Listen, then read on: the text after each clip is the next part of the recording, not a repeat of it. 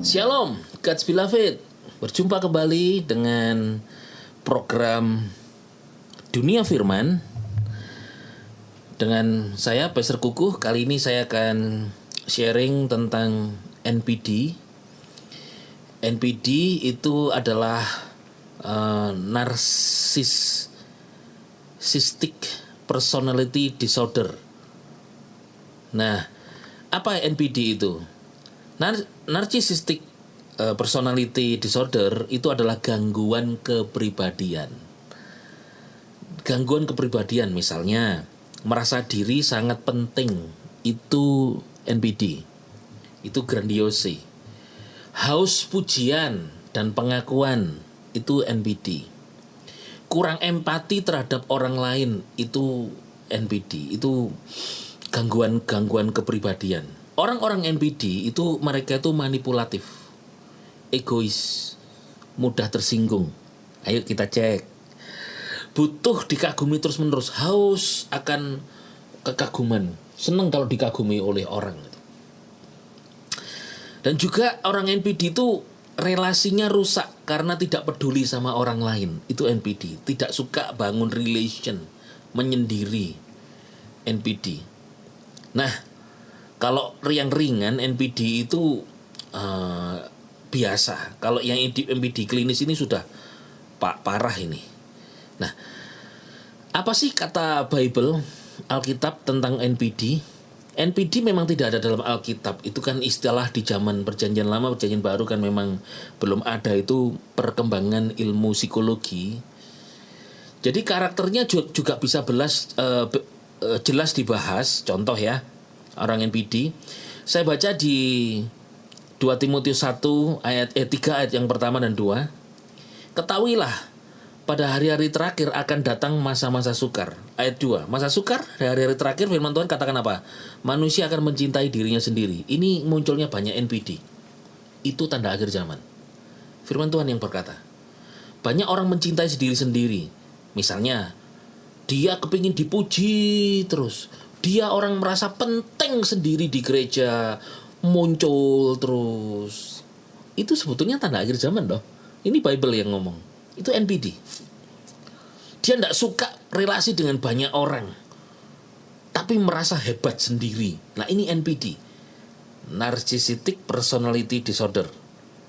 Nah, apalagi orang akhir zaman. 2 Timotius 3:2.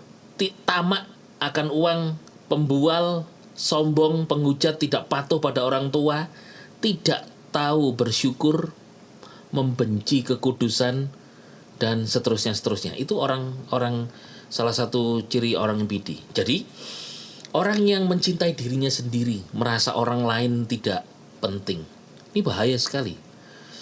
Bahkan dikatakan di Filipi 2 ayat yang ketiga, mencari kepentingan diri sendiri. Amsal 16 ayat 18, sombong. Intinya dalam Bible, dalam Alkitab, NPD itu adalah kesombongan plus egoisme ekstrim. Plus tidak mau tunduk kepada Tuhan. Itu NPD dalam Alkitab. Jadi NPD itu kesombongan, egoismenya ekstrim. Orang lain gak penting, aku yang penting. Kalau gak ada aku gak bisa berdiri gereja ini. Ini bahaya ini. Oh, ini diberkati karena aku ini. NPD. Tidak mau tunduk pada Tuhan. Dalam Bible, contoh orang NPD dalam Bible itu, contoh ya, Raja Saul. Ciri narsistiknya Raja Saul itu nih ciri-cirinya. Iri pada Daud. Para wanita menyanyi. Saul mengalahkan beribu-ribu, tapi Daud mengalahkan berlaksa. Iri dia. Dia mau bunuh Daud. Ciri narsistiknya Saul lagi adalah dia butuh pengakuan dari rakyat. Dia nggak terima kalau orang lain dipuji lebih daripada Saul dirinya. Dia nggak terima. Ini ciri NPD. Nggak mau kalah. Orang lain menjadi hebat atas dirinya. Nggak mau terima dia. Nggak mau tersaingi. Itu Saul. Dia impulsif dan defensif. Mencoba untuk mempertahankan, menutupi diri.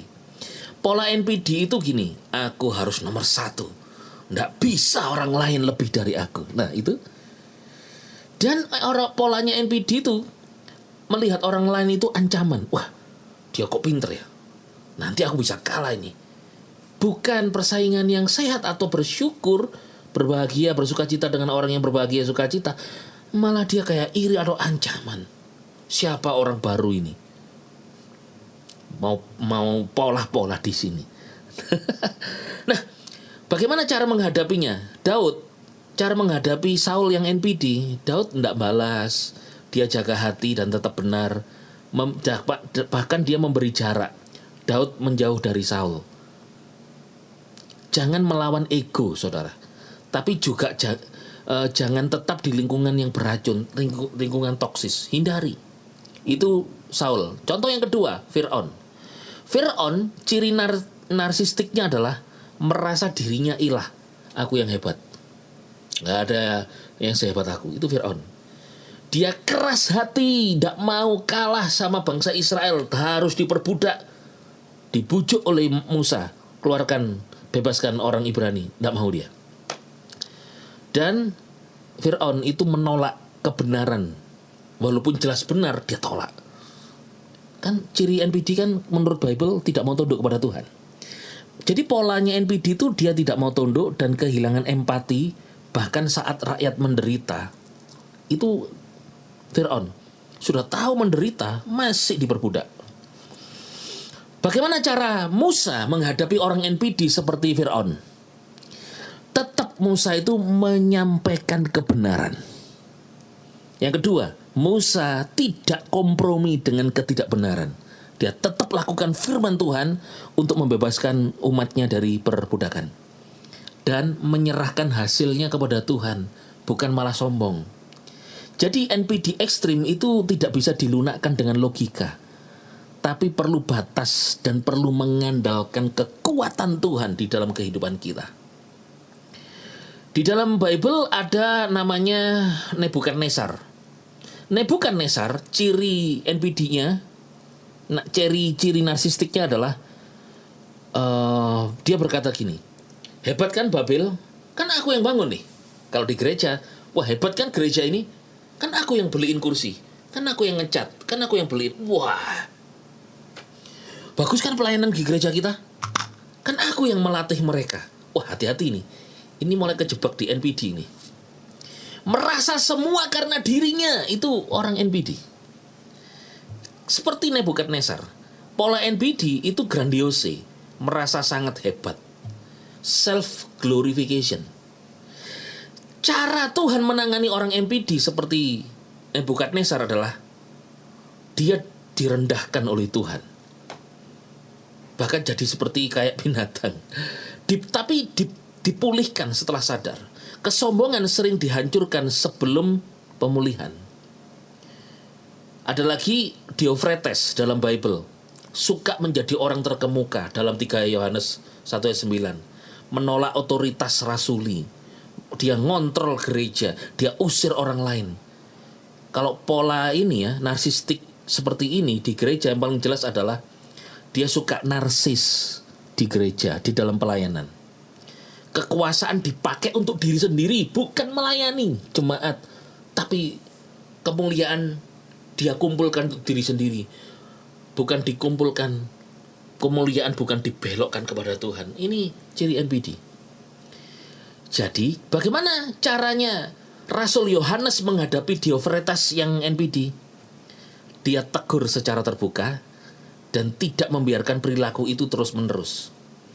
NPD dalam gereja itu harus dikonfrontasi, bukan didiamkan. Dia NPD ya, kita doakan saja. Wah, baik sekali. Tapi tidak begitu kata firman Tuhan. Jadi ya, orang NPD dalam Bible itu jangan dilawan dengan ego seperti Daud. Tetap tegas pada kebenaran seperti Musa menghadapi Saul. Beri batas yang jelas bila perlu. Kalau Yohanes tegur dalam komunitas iman itu. Kalau Absalom itu juga begitu.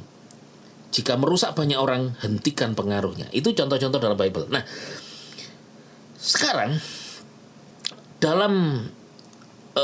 sekarang orang NPD itu dia hidupnya berpusat pada diri sendiri, bukan pada Kristus.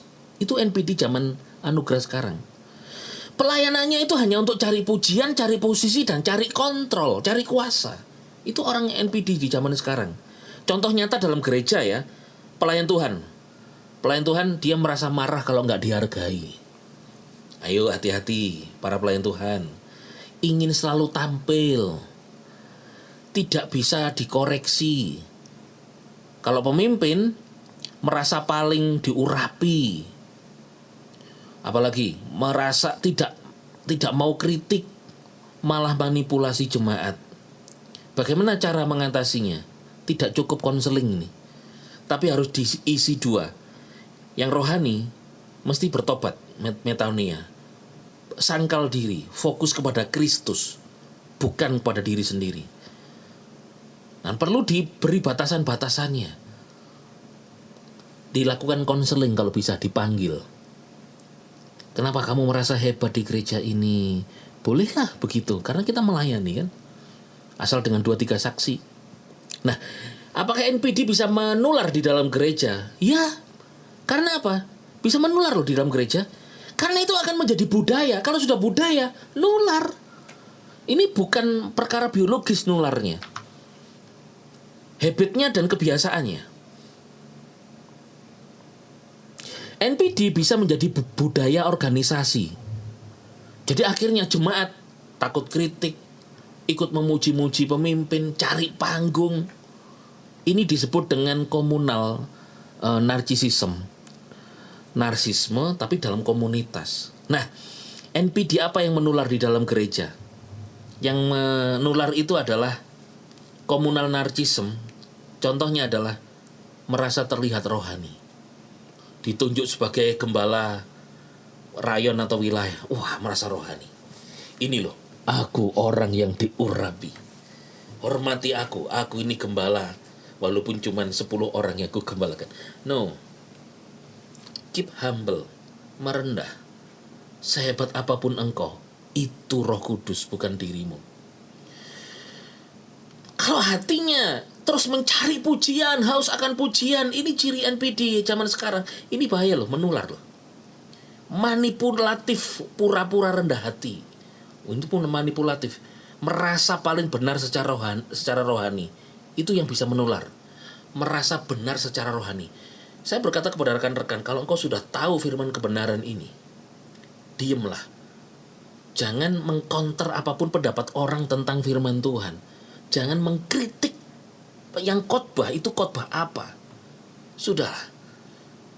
Jangan terlalu dikritik, kemudian kau berkata begini. Terima firman Tuhan. Karena nanti kita akan, bukan masalah NPD-nya kepada kita, tetapi budaya NPD-nya ini itu nular. Merasa diri paling hebat, paling benar. Lah ini kalau jadi budaya, bahaya gereja itu. Apakah NPD sedang marak di gereja? Bagaimana menurut penelitian dan literatur? Fakta penelitian, studi tentang narcissistic pastor. Narcissistic pastor, studi menunjukkan pemimpin narsistik itu bisa membentuk budaya gereja yang narsistik pula. Gembalanya merasa hebat, terlihat dari tingkah laku perkataannya. Jemaat bisa niru gembalanya loh. Zaman dulu kalau ada pendeta, gembala berdoa di mimbar, Tuhan, Engkau baik.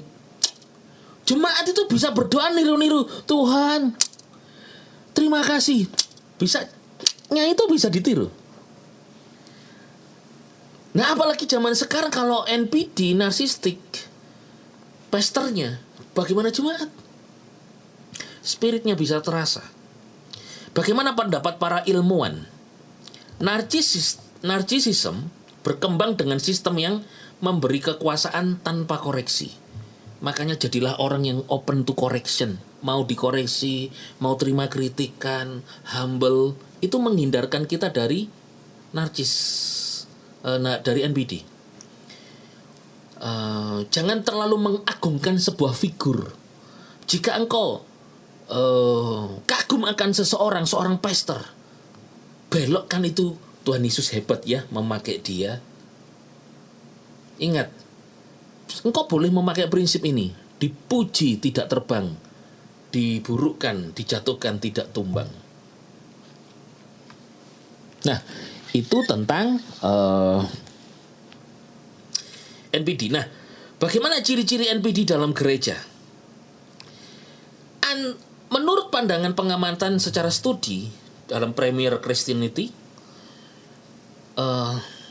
ciri-ciri NPD dalam gereja, orang itu anti kritik atau defensif. Dia haus pujian, dia manipulasi ayat firman untuk diri sendiri. Dia suka kontrol orang, tidak punya empati, merasa diri paling benar, bahkan bisa memecah belah. Apa yang harus dilakukan terhadap orang NPD di gereja? Tidak bisa kita langsung singkirkan dia, wah, kan membuang orang. Tapi begini, prinsip Alkitab, Matius 18, tegur, 4 mata atau dengan saksi. 2, bimbing agar mau berubah. Kalau ada orang NPD, yang ketiga, prinsip Alkitab kita lakukan, batasi orang itu supaya tidak merusak orang lain. Kalau anak kecil, kita kasih mainan sendiri dia. Secara praktis, mari kita bimbing, kita arahkan mereka. Jika tidak, komunitas bisa rusak. Apakah NPD sama dengan pencemooh? Tidak sama, tapi berkaitan. Pencemooh itu suka merendahkan orang. Kalau NPD itu lebih dalam, itu kepribadian. Semua NPD bisa jadi pencemooh, tapi tidak semua pencemooh itu adalah NPD. Sekali lagi, semua NPD itu bisa jadi pencemooh karena dia orangnya sudah sakit duluan. Tapi kalau pencemooh itu belum tentu NPD dia. Nah, bagaimana jika kita seorang gembala? Karena NPD kalau banyak di pelayan bagaimana? Cek motivasi pelayanan. Kita bisa mengajak para pelayan Tuhan itu di periode waktu tertentu, ayo kita masing-masing cek pelayanan kita, hati kita, motivasi. Evaluasilah budaya yang terjadi di gereja itu. Di gereja saudara, di komunitas kita, dievaluasi. Budayanya apa ya? Oh, ini jelek, kikis. Oh, ini bagus, kembangkan. Bangunlah sistem kepemimpinan yang kolektif, bukan satu orang. Transparan, accountability, tanggung jawab. Jadi tegur pribadi, beri kesempatan, bertobat. Nah, kita lindungi jemaat, karena jemaat itu yang paling penting. Jangan sampai ada orang NPD merusak jemaat. Karena jemaat itu adalah aset utama kepercayaan Tuhan kepada kita. Gembalakanlah domba-dombaku, kata Yesus. Jangan kompromi dengan leadership yang toksik. Nah, jadi kesimpulannya adalah NPD itu gangguan psikologis, itu masalah hati. Itu sebuah dosa sebetulnya, akarnya kesombongan. Di gereja ini sangat bahaya karena bisa menyamar sebagai yang paling rohani. Tapi bisa nular melalui budaya, bukan genetik, tapi budaya. Tidak bisa ditoleransi nih, harus ditangani dengan kasih dan ketegasan. Harus ditangani dengan kasih dan ketegasan. Kunci utamanya adalah biarlah kita membuat gereja dan budaya pelayanan kita fokus kepada Yesus Kristus, bukan fokus kepada diri sendiri. Maka semuanya akan terselamatkan dan dituntun oleh Tuhan. Supaya gereja betul-betul mengalami kemuliaan Tuhan dengan orang-orang yang diubahkan makin hari makin seperti Kristus. Yesua Masiah, bless you.